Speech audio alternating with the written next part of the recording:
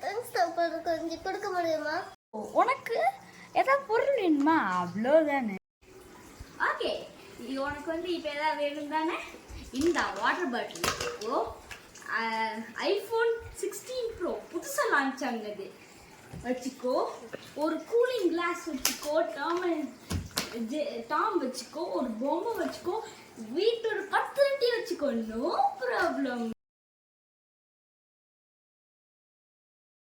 எனக்கு ஒரு 5 ரூபாய் மட்டும் கொடுக்க முடியுமா? 5 ரூபாய் 5 ரூபாய் தான்.